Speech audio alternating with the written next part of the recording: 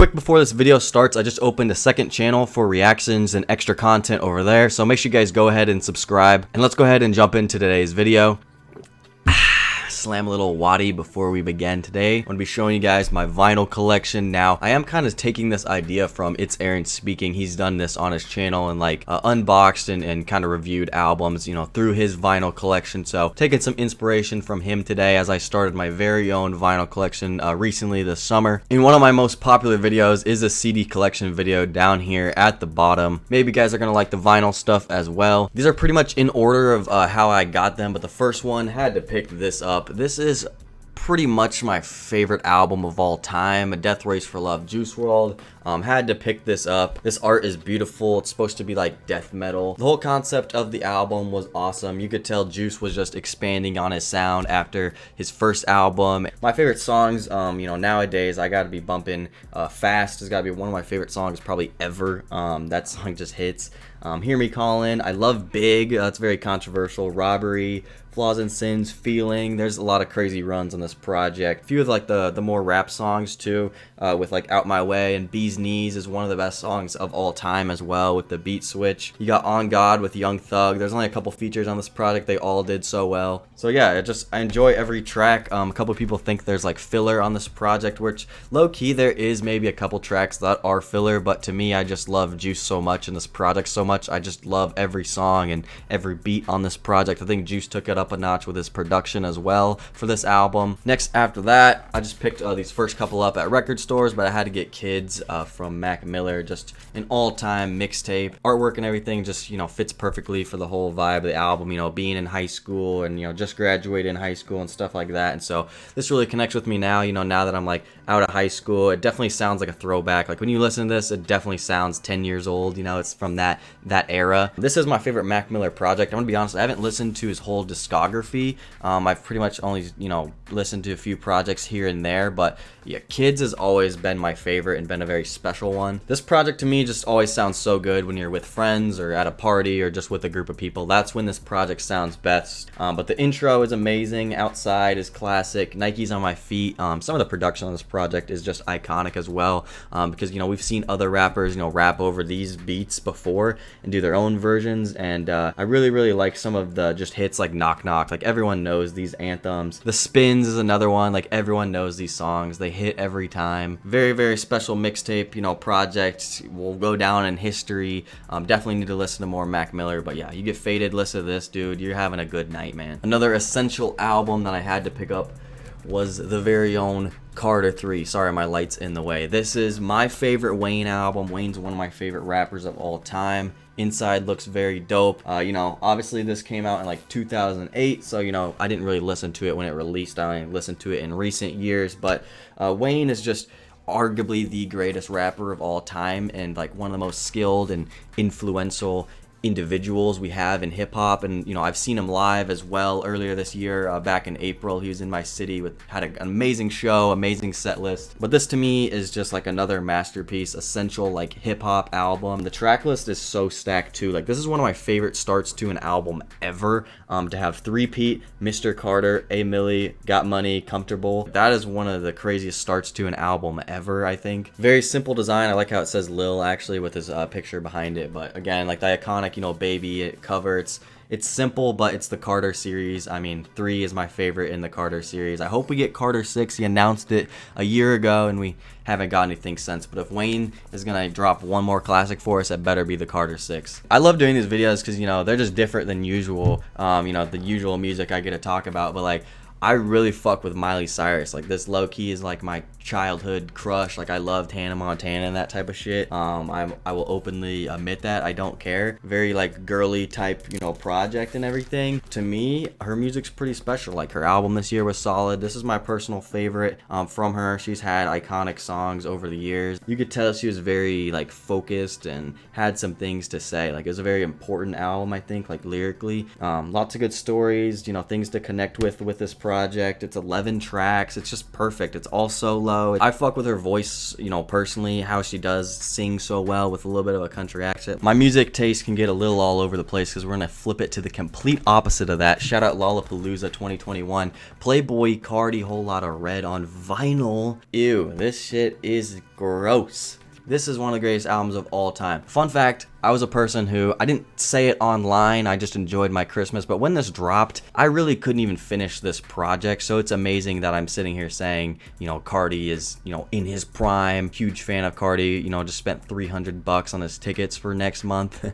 Dropped a classic, an essential album that influenced a whole damn near an entire little generation of underground rappers. This track list is, yes, it's long and it's hard to execute a long project like this, but to me, that vamp style Carti is the best kind of era he's ever had. Rockstar Made, Stop Breathing, those type of, you know, songs with heavy bass and great songs to perform are just unbeatable. Teen X is a banger, like that type of baby voice. I like hated it at first. I thought the song was so bad. Now I love it. Control, like these type of songs with like great synths, and Carti's kind of like singing and more lyrical and like punk monk. But the ending of the album really is the best part in my opinion. You got Sky, which is obviously the biggest hit. Over is amazing. I know Carti loves that song. I Love You, I Hate You, Pierre Bourne on a couple of the production credits was cool to see. Die for Guy, like very like rock star type song. And so Not Playing's growing on me. Feel Like Dying with the Bon Iver sample. But on to the next, I had to pick up Yeet. Now I had a couple options for Yeet at the record store I was at. For me personally, I'm a big fan of Life. It's his shortest project. It's technically like a mixtape or whatever, and it's only 12 songs. I mean, you got Flawless with Uzi as one of the hardest intros I've heard in modern day music. When I saw that perform the intro to his tour, the first song that he came out to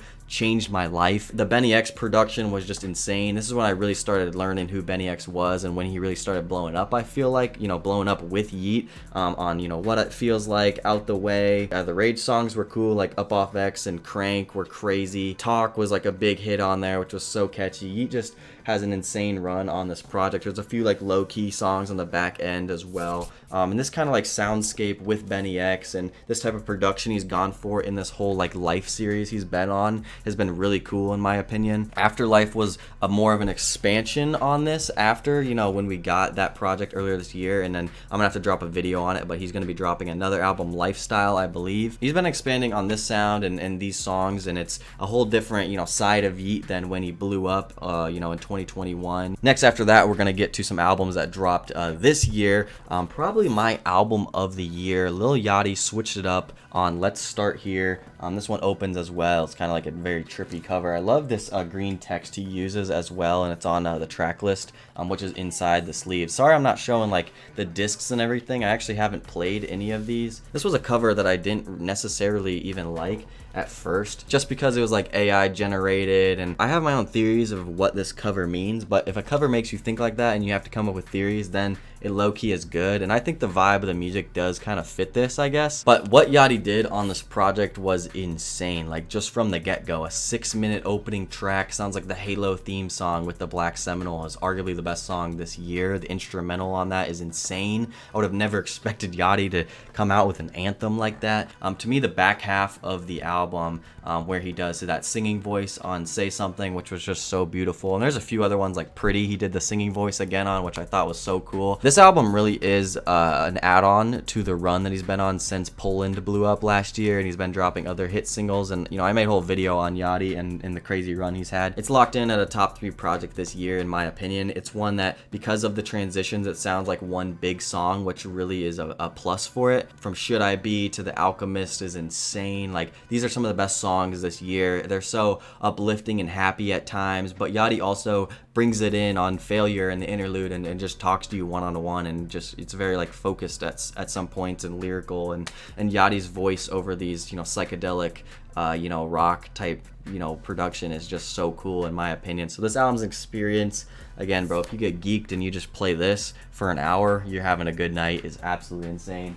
Then the last one that kind of inspired me to make this video, just because I've been bumping it a lot recently. Vinyl came in the mail, unfortunately. It came Damaged, my love letter to you 5. You can see the corner in the mail. Just got absolutely throttled. Everything else has been through record stores from multiple different states, I guess, when I travel. A love letter to you 5 is, again, one of the best projects this year. I'm going to lock it in top 3. Very, very beautiful vinyl. I'm glad that he went with like a blue theme. And then, of course, you got his girl Sky in there, who he did cheat on, if that was real. But it is a cool track list on the back and theme to it. I thought he executed very well. Fit the Love Letter to You series and vibe very well. Might be one of the cleanest, vinyls and everything that Trippie's ever produced. Now, the thing about this vinyl, and it's on the CD too. I have the CD actually in my CD player. I was playing it today. The track list, if you can see it, is actually out of order. It's hard to read. Like, the original album started with Take Me Away, Last Days, Thy Emotion, whatever, and went through all 19 tracks. This starts with Left 4 Dead, Action, Thy Emotion. So it's like out of order, which is really weird. It's like listening to the album on shuffle. I prefer the original album. Now, this isn't bad. I think either way, like every song in the project is enjoyable. This is up there in Trippie's discography. I really just gotta see how long it lasts, I guess, is like the only test. Am I gonna be listening to this and is it gonna be hitting in a year or two? I feel like probably, just because he was singing so well and the R&B songs were so cool and all the features that he picked with Sky and Wayne and Leroy and Tommy Lee Sparta were actually worked out to be really good, in my opinion. No, it didn't sell well. No, it didn't have a hit on it commercially. Trippie's in the mud. It is what it is. It's hard to admit. As a Trippie fan, I do hope he can get back on his feet, but if you actually listen to this album, and if you are a Trippie fan, it's really, really beautiful. If you like the singing and acoustic stuff that Trippie tried out, this has a different soundscape than the other love letters, which is really cool in my opinion. But my favorite songs on this project, Left 4 Dead was an amazing, catchy single. I love the vibey songs like Thy Emotion, Took My Breath Away, A Feeling. Overall, when it came to singing, like How You Alive was a crazy performance. Reality is beautiful. It does sound like Lovesick, one of his older songs. Take Me Away is so good. I thought the beats that were inspired by Kanye from The Hate and on the song with Wayne, Mad at Me, are two of the best songs. I love Trippie on that production. He clearly let his influences shine on this project. I think it worked out for him. I think this is a beautiful project. Like I said, one of the best this year if you actually check it out and don't go into it all biased about hating Trippie. But yeah, that's my vinyl collection as of right now. I think I had like 8 vinyls or something. I maybe could have waited to do a couple more, but either way, if I keep collecting and grab more albums like that that I see, I can make another updated part 2 to this video in a few months down the road. And I think it's gonna be cool, years down the line when you look back on this music and go back to it and listen to it, front to back. It's gonna hit, and so I'm excited to show people the collection that I have, and I've met other people also who have collected and stuff. So it's a cool little community. I want to be expanding on it in the future, of course. Thank you guys for watching all the way to the end of the video. Comment down below what my best vinyl is or what the best album in my collection is. I'm genuinely curious to know. More videos coming soon. I have a Twitter, Instagram. Go check me out there. And again, I have a second channel. I'm gonna be pushing it a ton. Love everyone who's goes and supports my second channel where reactions from streams are gonna go. Other than that, I'll catch you guys with more videos soon. Peace.